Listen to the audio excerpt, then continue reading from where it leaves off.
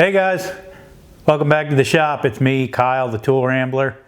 And today I thought I would give you guys a bit of a tour, kind of a behind the scenes look. A few people have asked for toolbox tours, that kind of stuff. I see a lot of those, and I will get into the toolbox tour eventually. But I thought I would start with the workbench. You see this in the beginning of every single one of my videos. This is where I do a lot of work. I built it myself. I'm going to go over everything that's on it, how I built it, and also what I would do differently if I had to do it over again. I know nothing at all about woodworking or carpentry. I mean, I understand the basics of carpentry. I understand how houses are framed and stuff like that, but I can't say I've ever framed a whole house or done any kind of heavy duty framing work like that. Also, I've never really been a woodworker.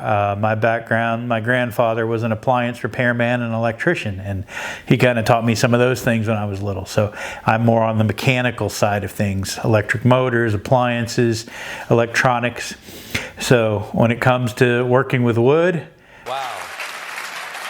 Can I try one? And building things, I just kind of had to wing it, figure it out on my own. And I think I did a pretty good job. This has lasted me for about 6 or 7 years, and I have a feeling that it's gonna last a heck of a lot longer. It's not going anywhere. I'm gonna go over it piece by piece, show you how it was constructed, tell you the do's and don'ts, what I would have done differently if I had to do it today. So stick around, this is gonna be a fun one. Okay, I'm gonna do this one with the handheld. This is the first time I've really done a lot of filming this way, so bear with me.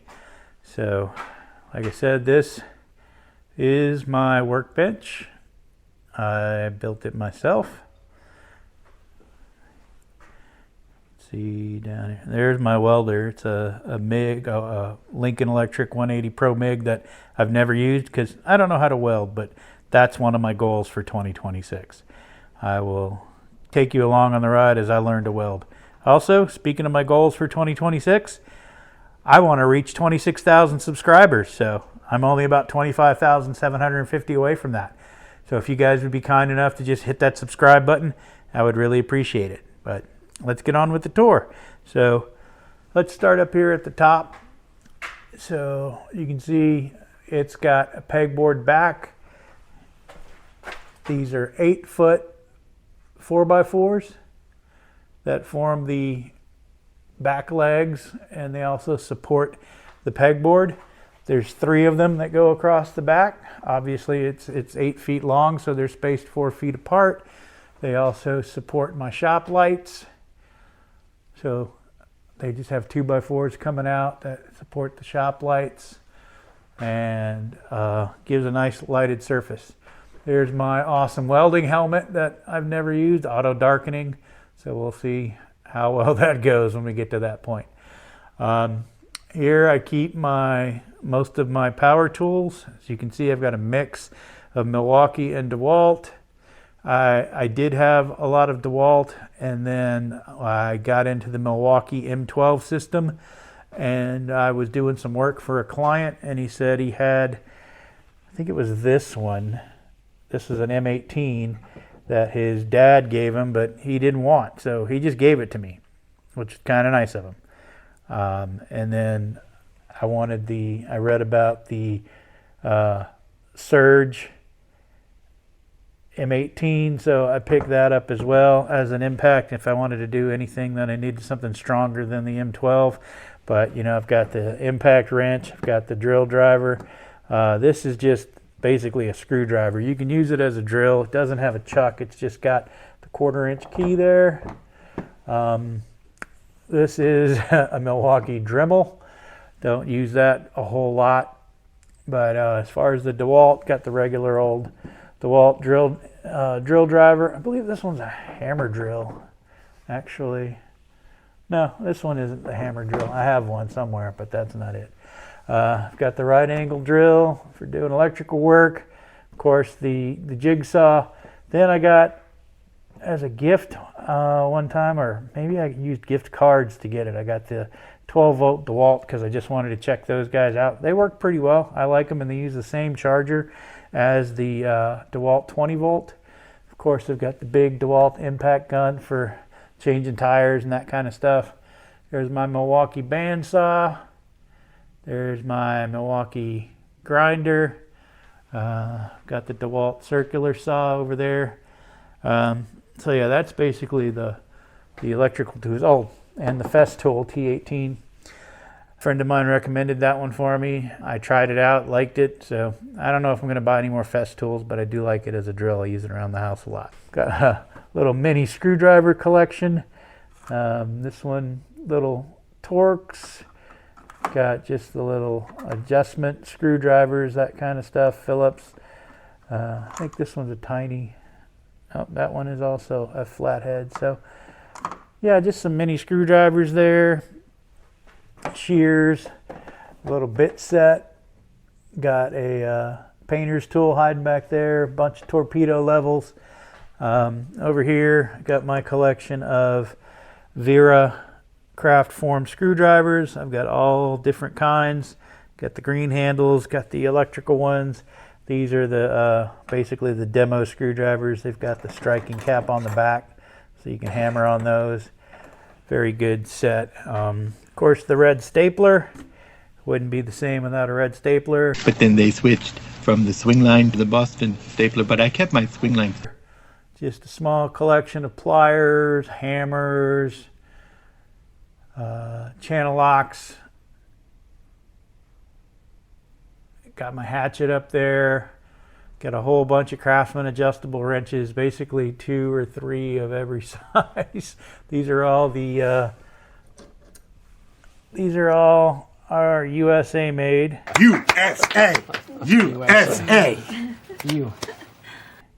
Which that's why I keep them out here, like the USA made.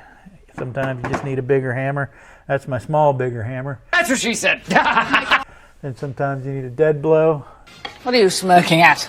That's what we got up there. Starting down here, gloves. It's important to always have power, so I have power strips on both sides of the bench. This is the Vevor ultrasonic cleaner. And I don't know if you saw the when I did the review of the Craftsman gunmetal set, the only thing I was missing after owning that set for 7 years was the Allen keys. Well, look what I found when I was getting ready for this video. I knew they were around here somewhere. So I still, after 7 years, I have every single piece of that kit. Over here is the Work Sharpener by, this is the Ken Onion edition, and it also has the, I don't know what you would call that. It normally just has a V grade sharpener. This one is more of like a belt sharpener, so that's kind of cool. You know, got the giant mag light, and that's Dremel stuff down there, various fluids, oils. Of course, you got to have your WD-40 and your PB blaster. Got a couple battery chargers over here, the Gojo, the US General mini toolbox. So what do I keep in there? Mostly tiny screwdrivers, a couple of knives, tiny pair of Knipex. This drawer, I've got my Milwaukee pick set, my mini pick set in there. And the bottom drawer, that is my Icon Torx Precision. There, I like that little toolbox. Down here on the end is my Irwin Vise. This is a great vise. Got it bolted to the bench, but you can unscrew it. I'm going to put this down, probably knock it over.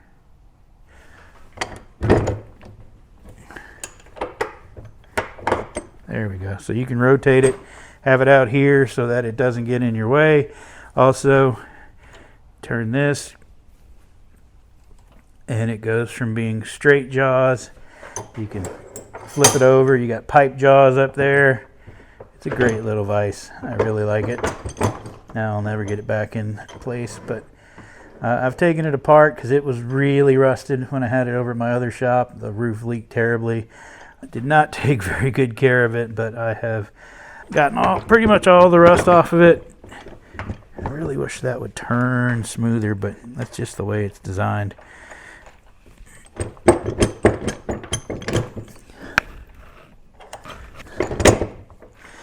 Alright, got it back where it needs to be. Tighten her down. Tighten that one.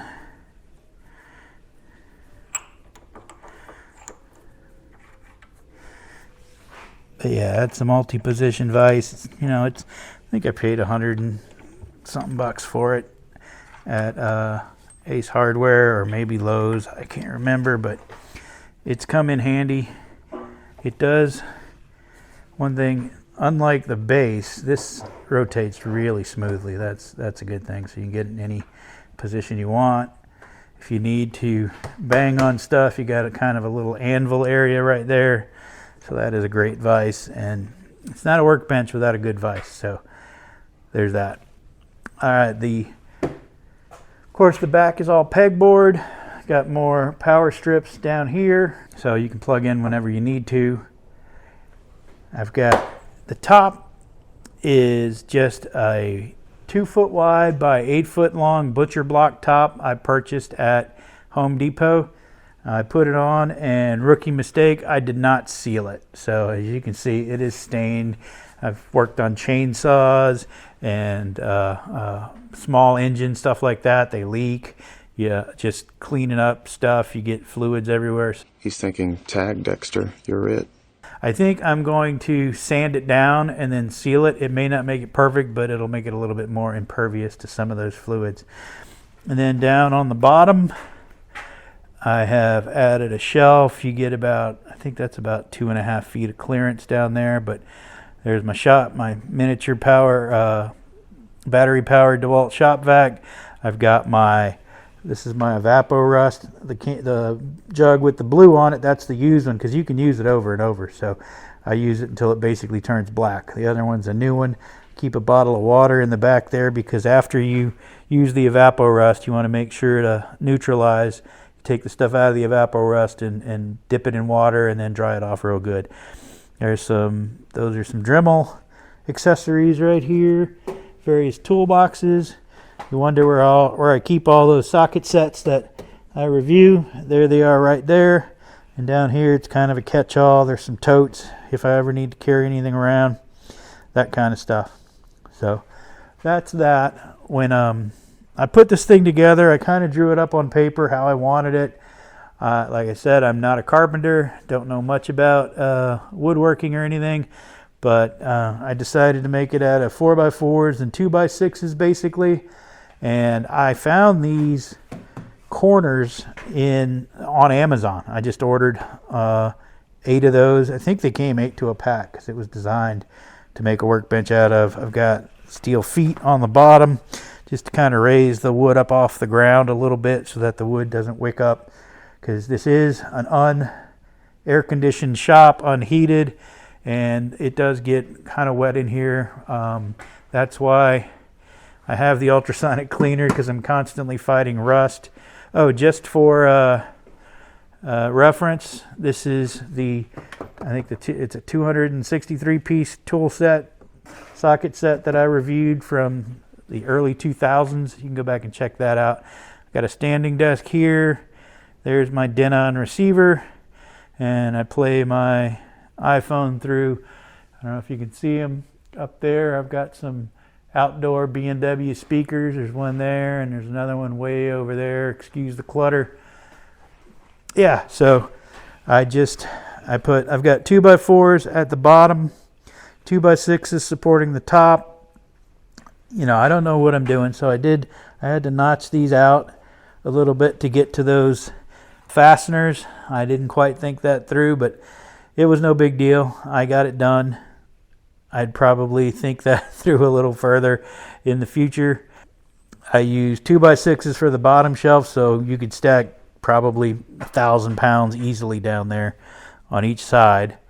I've stood on that butcher block top many times, so this bench you could probably put a whole engine block on there without any kind of problem at all. Not that I would, but it's possible.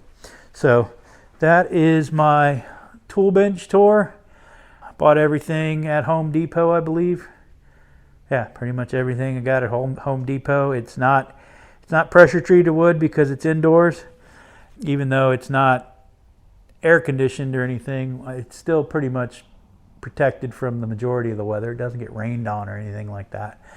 So there's my tool bench tour, my workbench. Hope you guys enjoyed that. don't forget to like and subscribe. Remember, I'm only 25,750 or so away from my goal of 26,000 subscribers in 2026. And don't forget, we're going to go on a journey together where I learn how to weld. Ooh, that's a bad idea. What do you mean, bad idea? So that ought to be awesome. So thanks for sticking around. I hope you made it to the end of the video. If you're hearing this, obviously you did. So thanks for joining me, and don't forget to ramble on. Well, tour's over.